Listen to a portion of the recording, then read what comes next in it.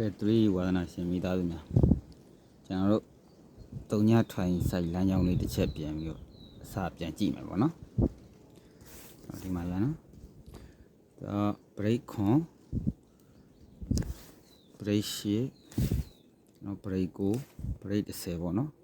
ဒီရောက်ကနေအဲ့မှာကျွန်တော်တို့တစ်ချက်ပြန်ကြည့်ရမှာကဘယ်လိုလဲဆိုတော့နောက်တစ်မျိုးတော့ရှိသေးတယ်ထိတ်ထောင်နှလုံးကတော့၄ပုံသေးပဲဒီမှာလည်းပဲထိတ်ထောင်နှလုံး၄ပဲเนาะ၄အတိုင်းပဲเนาะဒါပထမဖိုင်မှာပြထားပြီးသားပေါ့เนาะဒါအခုကပြန်နှွေးတဲ့သဘောလေးပေါ့အဲ့တော့အဲ့မှာကြည့်ပြရเนาะသူကဒီ break ခွန်လို့ဖြစ်တယ်ဖြစ်တော့ခွန်ပါဝါနှစ်လို့ဖြစ်ပေးရမယ်เนาะနှစ်လို့ဖြစ်တာနဲ့ခွန် break ကြဖို့တေချာသလောက်ကိုလည်းတခါသူကနှစ်လို့ဖြစ်တာပေါ့เนาะအဲ့လိုဖြစ်မှာတခါဒီကရှည်နှလုံးပေါင်းက3ရယ်ဒီကခွာ3ရယ်ကို6ပေါ့နော်ခွန်နဲ့6နဲ့ဖြစ်တာပေါ့နော်အဲ့ပေါ့ဒီမှာလည်းပဲဒီတိုင်းပဲပေါ့နော်ကျွန်တော်ဒီကထိတ်ထောင်ကတော့4ပဲ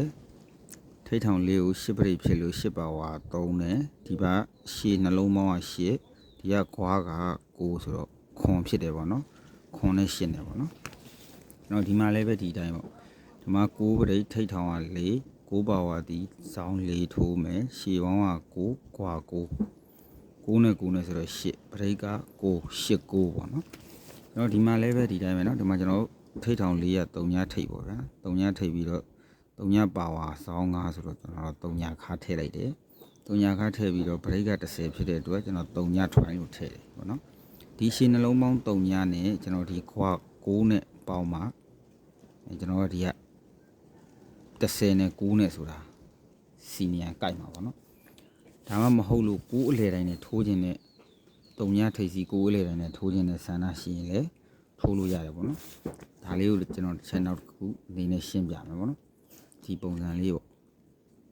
ဒီက4ရတော့ပုံသေးရပြီဒီခါတိုင်း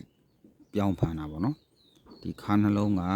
4ပေါ့နော်ဒီခါနှလုံးက4နဲ့4နဲ့ဆိုတော့ကျွန်တော်တို့8ပေါ့နော်ရခွန်နဲ့8နဲ့လို့ခါပြန်မှတ်ပြီးတော့မူပြောင်းယူလို့ရတယ်ပေါ့နော်ဒီမှာလည်းပဲဒီတိုင်းနော်ထိတ်ထောင်က4ဒီကခါထောင်က4ဒီကခါထောင်4ရဒီကခါထောင်5ရ9ပေါ့နော်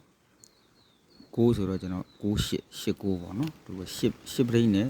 ပေါင်းချင်းခါလေးလုံးက9 8 9ပထမတစ်ခါကခွန်ပရိတ်နဲ့ပေါင်းချင်းနဲ့ပေါင်းတော့8ပေါ့နော်ဒီက4နဲ့ဒီက4နဲ့8ပရိတ်ကခွန်ပေါင်းချင်းက8ဒီမှာပရိတ်က8ပေါင်းချင်းက9ကျွန်တော်ဒီမှာတတိယကထိတ်ထောင်ကတော့4ဖြစ်တယ်ဒါဆိုခါတောင်က8ကဲဒီကခါတောင်က2ကဲဆိုတော့30ပေါ့နော်3ညဒီက9 break က9ခါတောင်ပေါင်းခြင်းက30 9 30ပေါ့နော်ဒါဆိုကျွန်တော်တို့ဒီမှာ break က30ဆိုရင်ဒီပေါင်းခြင်းက17ပေါ့နော်ဒီခါတောင်လေးလုံးပေါင်းခြင်းဒီ17ဆိုရင်ကျွန်တော်ကဒီက9ထည့်မှရမှာပေါ့နော်9ပေါ့9ခါနဲ့ဆိုရင်3ည9တစ်လို့ထိုးလို့ရတယ်ပေါ့နော်ဒါဆိုရင်ကျွန်တော်တို့ဒီပထမမူက3ညထွိုင်းဒုတိယမူနဲ့ပြန်ကြည့်ရင်3ည9တစ်ဒီ3ညထွိုင်းကိုကျွန်တော်နောက်တစ်ခုအနေနဲ့ရှင်းပြမှာပေါ့နော်ရှင်းပြမှာကဒီလိုပါဗျာကျွန်တော်ဒီမှာ9ထိပ်ရှိတယ်ဗျာ9ထိပ်စီရဲ့အောက်မှာကျွန်တော်တို့ထိပ်ထောင်က4လုံးထောင်ထားတာပေါ့နော်4တွေကြီးပဲ4ထိပ်ကြီးပဲထောင်ထားတာဒီမှာ4ချက်ထောင်ပေါ့နော်3ချက်ထောင်လဲရတယ်ပေါ့ကျွန်တော်အဲ့ဒီလိုထိတ်ထောင်9ထိပ်စီးနဲ့ထိတ်ထောင်4လို့ထောင်ပြီးတော့အဲ့ဒီနှစ်တွင်းမှာထွက်တဲ့ခဏန်းအကုန်လုံးကိုကျွန်တော်ရှားမှာပေါ့နော်အဲ့ထက်မှာရှားတဲ့အခါမှာကျွန်တော်တို့ဘာလို့အရင်စပြီးတော့တွေ့ရမလဲဆိုတော့9ထိပ်စီးနဲ့4ထောင်တာဖြစ်တဲ့အတွက်ကျွန်တော်449ဆိုတဲ့ပတ်လည်ခဏန်းတစ်ခုပေါ့နော်ပတ်လည်ခဏန်းကကျွန်တော်တို့ဒီမှာရှိမယ်ပေါ့ဗျာဒီမှာတစ်ခွက်ရှိမယ်ဒီမှာ944ဆိုတဲ့ပတ်လည်ထွက်တာပေါ့နော်နောက်တစ်ခါဒီမှာတစ်ခွက်ရှိမယ်နှစ်ခွက်ရှိမယ်ပေါ့နော်ဒီနှစ်ခွက်ကိုကျွန်တော်ကြည့်မယ်ဒီမှာက944လို့ထွက်တာပေါ့နော်9ထိပ်စီးနဲ့44လုံးထောင်ထားတာเนาะဒါ3လုံးထောင်ရင်လုံလောက်တယ်ပြောပြတာ4 3လုံးထောင်နေပဲမှတ်လိုက်ပေါ့9ထိပ်စီးနဲ့ထိပ်ထောင်4လို့မှတ်လိုက်ထိပ်ထောင်4ကိုကျွန်တော်တို့944ကိုအရင်ချမယ်ချပြီးသွားရင်တော့9ခွန်ဆိုပြီးထွက်တာပေါ့เนาะဒီဟာကျွန်တော်ပထမပြီးရင်ဆက်ပြမယ်ပေါ့ပြီးသွားတော့ကျွန်တော်တို့944ကိုပက်လက်တစ်ချက်ပြန်ထွက်တယ်ထွက်ပြီးတော့သူ့အောက်မှာထွိုင်းထွက်တယ်ထွိုင်းထွက်တာနဲ့သူကဒီထိပ်စီးရဲ့နောက်ပိတ်ကထိပ်စီးရဲ့ဒီ3လုံးပေါ့ဗျာဒီ3လုံးကို9လို့ကြာပြီးတော့ကျွန်တော်9နောက်လို့ပြန်ပိတ်ပြီးတော့သူကထွိုင်းထွက်တာပေါ့နော်မမြင်ရဘူးပေါ့နော်ပြန်ပြမယ်ဒီနေရာလေးကျွန်တော်ဒီမှာ ကိုးလေးလေးဒီမှာကိုးလေးလေးပေါ့နော်ကိုးလေးလေးကတစ်ကွက်ရှိမယ်ဒီမှာတစ်ကွက်ရှိမယ်နှစ်ကွက်ပဲရှိတယ်ပေါ့နော်ဒီနှစ်ကွက်ကိုဒုတိယကွက်မှာကကျွန်တော်ပထမကွက်မှာကိုးလေးလေးကြပြီးတော့ကျွန်တော်တို့6ခုံလို့ထွက်ပြီးတော့မှနောက်တော့ကိုးလေးလေးထက်ကြတယ်ကြပြီးတော့မှကျွန်တော်4ထွင်အောင်မှချတယ်ချတဲ့နေရာမှာလည်းပဲထိပ်စီးရဲ့နောက်ပိတ်ရဲ့ထိပ်စီးရဲ့ဒီ3လုံးပေါင်းချင်းဒီ6လို့ကြပြီး6နောက်လို့ပိတ်ပြီးမှကျွန်တော်တို့ဒီထွင်အောင်ချတာပေါ့နော်ထွင်ထွက်တာဒါဆိုကျွန်တော်ဒီဟိုနည်းကိုပြန်သွားကြည့်မှာပေါ့နော်နောက်တစ်ခုကဒီမှာအထောင်ရှိသေးတယ်ဗျာနော်အော်အဲ့နေရာရင်ပဲဆက်ကြည့်လိုက်မယ်ဗျာနော်အဲ့နေရာဆက်ကြည့်မှာကျွန်မ9ထိပ်စီးနေဗျာ9ထိပ်စီးနေ4 3လုံးတစ်ခါထပ်ထောင်မယ်ပေါ့နော်9ထိပ်စီးနေ4 3လုံးထောင်တော့ကျွန်တော်944ဆိုတဲ့ခဏနှစ်ကွက်ကိုအမိရအရင်ဆုံးရှားမှာပေါ့နော်အဲ့ဒီနှစ်ထဲမှာထွက်တော့ကျွန်တော်ဒီနှစ်ထဲမှာ944ပါတယ်နော်ဒီမှာပတ်လဲထွက်တယ်ပေါ့နော်နောက်တစ်ခါအဲ့ဒီနှစ်တစ်နှစ်ထဲတစ်နှစ်ထဲမှာပဲထွက်တာနော်ဒီမှာနော်9စုံနှစ်နော်9စုံနှစ်မှာဒီမှာ944ဆိုတဲ့အဲ့ခဏကတော့ထွက်ပြီးသားကြီးပေါ့နော်သူကနှစ်ကွက်ထွက်တာပေါ့ဒီမှာနှစ်ကွက်ထွက်ပြီးတော့တာ ਨੇ သူကအဲ့လိုကြပြီးရင်သူကထွိုင်းဆိုတာထွက်တယ်ပေါ့နော်ထွိုင်းလို့ထွက်တော့အဲ့ဒီထွိုင်းကဒီပုံမှာလဲတစ်ထွိုင်းဒါကတော့ထားလိုက်ပါဒီဟာကိုပယ်လို့ရတယ်ဒီထွိုင်းကိုပယ်ထားသေးလို့ရတယ်သူကနှစ်ကွက်ထွက်ပြီးမှကိုထွိုင်းထွက်တာကျွန်တော်ဒီဘက်ကိုသွားရင်ဒီဘက်မှာခွန်ထွိုင်းရှိတယ်ဗျာနော်ဒီမှာခွန်ထွိုင်းကနဦးစတွေ့ခွန်ထွိုင်းလို့ထွက်တော့ဒီလိုပဲပေါ့နော်ဒီထိပ်စီးရဲ့နောက်ပိတ်ရဲ့ထိပ်စီးရဲ့ဒီ3လုံးကိုကျွန်တော်ရှစ်ပေါ့ဗျာရှစ်လို့ကြာပြီးတော့ရှစ်နောက်လို့ပိတ်ရှင်းအောင်လုပ်ပြီးကျွန်တော်ခွန်ထွိုင်းဆိုတာကိုထွိုင်းထပ်ထွက်တယ်ပေါ့နော်ဒါဆိုရင်အဲ့ဒီမူကိုနောက်ထပ်ဆက်ကြည့်မယ်ပေါ့နော်အဲ့ဒီမူနောက်ထပ်ဆက်ကြည့်ရမယ်ဆိုရင်နောက်တစ်ခါဒီမှာတွေ့ပြီပါနော်ဒီမှာ9ထိပ်စီးနဲ့4 3လုံးပဲထောင်တယ်ကျွန်တော်944ကိုရှာမှာပေါ့နော်944ပတ်လေခဏဒါမဲ့ဒီမှာသူကရဲ့နောက်နှစ်ကိုစဆိုတာနော်ဒီမှာတစ်ခွက်တွေ့ပြီပေါ့နော်တစ်ခွက်တွေ့တဲ့အချိန်မှာကျွန်တော်နောက်တစ်ခါတစ်ခွက်ထပ်ပြမယ်နော်ဒီမှာတစ်ခွက်ရှိတယ်ပေါ့နော်မမြင်အောင်ဒီမှာတစ်ခွက်ရှိတယ်ပေါ့နော်ဒီကနန်းကြတော့ကျွန်တော်နှစ်ကွက်မြောက်ကိုဖြစ်တဲ့အတွက်ကျွန်တော်ဒီကနန်းဘာထိုးလဲဆိုတော့နောက်နှစ်ဦးကိုကျွန်တော်6ခွန်ဆိုတဲ့ပတ်လေကနန်းပေါ့နော်အဲ့ကနန်းကိုကျွန်တော်ထိုးလိုက်တယ်ပေါ့နော်ထိုးလိုက်တော့ကျွန်တော်နောက်နှစ်မှာဒါထွက်တယ်ပေါ့နော်ကွက်တီကိုထွက်တယ်ပေါ့ထွက်ပြီးတော့အဲ့မှာကျွန်တော်ထွိုင်းကိုစပြီးတတိထားပြီးတော့ကြည့်ဒါထွိုင်းလမ်းကြောင်းမတွေ့ဘူးပေါ့နော်ကျွန်တော်ဒီနေရာမှာလာတွေ့ပြီပေါ့ဗျာဒီနေရာမှာဘယ်လိုတွေ့လဲဆိုတော့ထိပ်စီးရယ်နောက်ပိတ်ရယ်ကျွန်တော်ဒီကထိပ်စီးရယ်ပေါ့ဗျာဒီဇောင်းပေါင်းက8ပေါ့နော်8နဲ့ခွန်ထိပ်နဲ့ပေါင်းလိုက်တော့9နောက်လို့ပိတ်တာပေါ့နော်အဲ့မှာကျွန်တော်ကထွားရုံထည့်ရမှာပေါ့နော်သူကဒီ3လုံးပေါင်းချင်းစီ9နောက်လို့ပိတ်ပြီးမှဒီထွားလို့တတ်မှတ်လိုက်တာပေါ့နော်ဘာထွားလဲဆိုတာကိုအခုဒီရင်ဖမ်းထားတဲ့ကျွန်တော်တို့3ညထွားနေတော့ကြိုက်မယ်လို့ထင်တာပဲနော်နောက်တစ်ချက်ဆက်ပြမှာပေါ့နော်ထွားရုံနောက်တစ်ပုံစံတစ်မျိုးထပ်ကြည့်မယ်ဗျာနော်ဒီက286ကို1 2 3 4 5 2 286ပြန်နေနော်ဒီဟာတစ်ချိန်กว่าတယ်ဗျာနော်အချိန်ကြီးတစ်ချိန်မတည့်ဘူးပေါ့နော်ကျွန်တော်ပြန်မယ်ဓမ္မကလည်း286က1 2 3 4 4နှစ်သူ4နှစ်နဲ့ထွက်တာနော်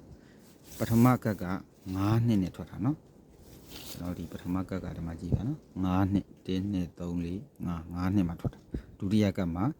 4နှစ်နဲ့ထွက်တာပေါ့နော်ရတယ်ကျွန်တော်ဒါဆိုရင်ဖုန်းနေလို့ကြည့်ကျွန်တော်တို့ဒါဆိုရင်အဲ့ဒါကိုဆက်ကြည့်မယ်ဗျာကျွန်တော်ဒီကနန်းကိုကျွန်တော်ပြန်လိုက်တယ်ဗျာပြန်ပြီးတော့ရှေ့ကို1နှစ်2နှစ်3နှစ်3နှစ်ရှိမယ်ပေါ့နော်အဲ3နှစ်ထဲကဒီမှာဗျာနော်တွေ့ဒီ6 3ညခွန်ဆိုတဲ့ကနန်းဒဲပြန်ပေါ့နော်တို့ဒဲပြန်တာပေါ့နော်ဒဲပြန်တာကိုပဲကျွန်တော်တို့ကြည့်တာပေါ့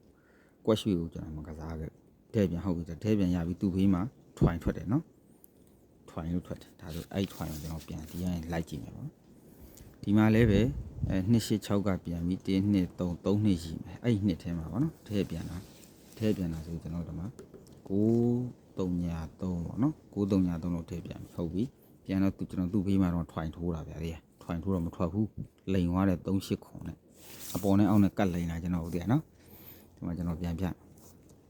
ဒီမှာပြကျွန်တော်ဒီ3ထွိုင်းကိုပဲထိုးလိုက်တာဒီ3ထွိုင်းကရှင်းပြောရင်ဒီရင်ပြန်တယ်လို့ပြောလို့ရတယ်ပေါ့နော်ဘယ်ရောက်သွားလဲဒီနားမှာဒီမှာခဏရှိုင်းလွယ်နော်ပြပါမယ်ဆိုတာမှမတွေ့တော့ဘူးဒီမှာဒီ3ထွိုင်းလို့ပြောလို့ရတယ်ဒါပေမဲ့ဒီရင်ပြန်လာတော့မဟုတ်ဘူးဗျာနော်သူကအစတည်းရဟုတ် သူဟာသူကြားရိုက်ကပလန်ချပြီးသားကျွန်တော်ဒီ3ထွင်ကိုပဲထိုးတာဟိုမှာလည်း3ထွင်တူရပါတော့ခွာပေါင်း6နဲ့ရှည်နှစ်ပေါင်း6နဲ့ပရိတ်ကလည်း9ဆိုတော့အံအောင်ကြနေရတယ်ကွက်တီပဲဒီမှာလည်းလာတွေ့တော့3ထွင်ပဲတီးထဲတာကုံသူ့အောက်ကကနန်းထွက်သွားအောင်နော်အခုလည်းဒီပါ3ထွင်ပေါ့နော်3ထွင်လို့ထွက်မယ်ဆိုရင်သူကအဲ့လိုမျိုးချက်ချာကြကြနေပဲသူကဒီလိုပဲပေါ့နော်ကျွန်တော်ပြန်ပေါင်းမယ်ပေါ့9နှစ်8ဆိုတော့9လို့နောက်ပိတ်9လို့နောက်ပိတ်ပြီးကျွန်တော်ထွင်ထွက်ပေါ့နော်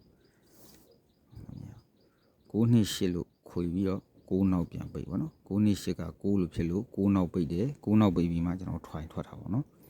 ထွင်ထွက်တော့မယ်ဆိုရင်သူကဘာနဲ့ထပ်ပြီးညှိသေးလဲဆိုဒါကတော့တီးခြားတစ်ဆိုင်ဖြစ်သွားတာပေါ့နော်သူကဒီရှေ့နှလုံးပြန်နော်ဒီရှေ့နှလုံးက9လို့ကြာပြီး9နောက်ပိတ်ပြီးတော့မှသူကရှေ့ပေါင်း9ကအစတုန်းကပေါ့ဗျာပထမယူတော့မှရှေ့ပေါင်း9က9နောက်ဆိုပြီးဒီလိုယူလိုက်တာပေါ့ဒါပေမဲ့အခုကတော့ဒီထိတ်ထောင်က9လို့နောက်ပိတ်တယ်ဒါပေမဲ့ဒီအခွေရလဲ9က9နောက်ပြန်ကြတာပေါ့နော်